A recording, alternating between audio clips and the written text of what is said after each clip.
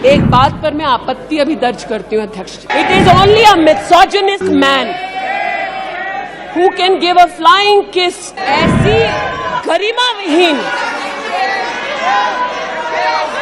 आचरण को इस देश के सदन में कभी नहीं देखा गया। कुछ लोगों को गुस्सा बहुत आता है, लेकिन जब देश की बेटियों का सवाल उठता है तब उनका गुस्सा बिल्कुल छूमंतर हो जाता है। कोई बच्चा पैदा होता है 2-3 साल में बोलना, चलना, उठना, बैठना सब सीख जाता है। राहुल गांधी जी को जिंदगी के इतने बरस बीत जाने के बाद भी कई चीजें अभी उन्हें सीखना बाकी है। राहुल गांधी विपक्ष के बड़े नेता हैं।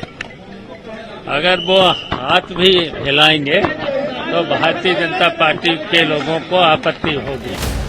संसद में राहुल गांधी का फ्लाइंग किस विवाद अब बढ़ता जा रहा है। पक्ष और विपक्ष दोनों तरफ से जोरदार तीर चल रहे हैं। जहां एक तरफ बीजेपी इस बात को भुनाने का और राहुल गांधी को पप्पू साबित करने का कोई मौका छोड़ना नहीं चाहती, तो दूसरी तरफ विपक्ष का कहना है कि राहुल गांधी की हर बात से सरकार को आपत्ति है। अब इस मुद्दे पर सपा के राष्ट्रीय महासचिव शिवपाल सिंह यादव का भी बयान आया है। शिवपाल का कहना है कि राहुल विपक्ष के बड़े नेता हैं और उनका हाथ हिलाना भी बीजेपी को पसंद नहीं आता। राहुल गांधी विपक्ष के बड़े नेता हैं।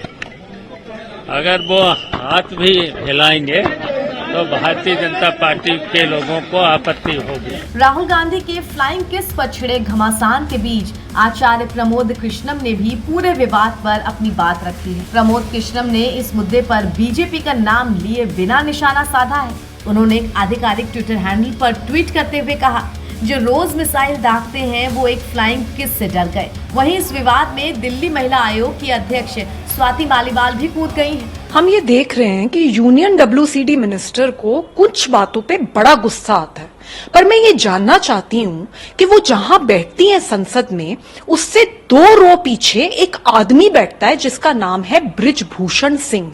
उस आदमी ने देश की ओलंपिक रेसलर्स के साथ यौन शोषण किया है, उनकी कमर पे जबरन हाथ रखा है, छाती पे हाथ रखा है, पर इस बात पे तो यूनियन WCD मिनिस्टर को बिल्कुल गुस्सा नहीं आता। देखिए, पार्लियामेंट में क्या हुआ इसकी जांच तो संसद में होगी, पर सवाल ये है कि कुछ लोगों को गुस्सा बहुत आता है, लेकिन जब देश की बेटियों का सवाल उठता है तब उनका गुस्सा बिल्कुल छूमंतर हो जाता है। बता दें कि संसद सदस्यता बहाल होने के बाद लोकसभा में पहली बार राहुल गांधी बोलने पहुंचे थे। अविश्वास प्रस्ताव पर चर्चा के वक्त संसद में उन्होंने फ्लाइंग किस दे दिया। राहुल गांधी के इस एक्शन पर विरोध जताते हुए 22 भाजपा महिला सांसदों की तरफ से लोकसभा अध्यक्ष से शिकायत दर्ज कराई गई। वहीं केंद्रीय मंत्री स्मृति ईरानी ने इसे अभद्रता की संज्ञा दे दी। उन्होंने जाते जाते एक अभद्र यहाँ पर लक्षण के दर्शन दिए। It is only a misogynistic man who can give a flying kiss to a parliament with seats female members of parliament. ऐसी गरिमा विहीन आचरण को इस देश के सदन में कभी नहीं देखा गया। ये उस खानदान के लक्षण हैं, या आज सदन में देश को पता चले। राहुल गांधी के इस जेस्चर पर बीजेपी और उसकी सहयोगी पार्टियों के तमाम बड़े नेता राहुल गांधी को नसीहत देते दिख रहे हैं, जिसमें यूपी के डिप्टी CM केशव प्रसाद भी शामिल हैं। मैं ये कहूँ कि अगर कोई बच्चा पैदा होता है 2-3 साल में बोलना, चलना, उठना, बैठना सब सीख जाता है, लेकिन आदरणीय हमारे राहुल गांधी जी को जिंदगी के इतने बरस बीत जाने के बाद भी कई चीजें अभी उन्हें सीखना बाकी है।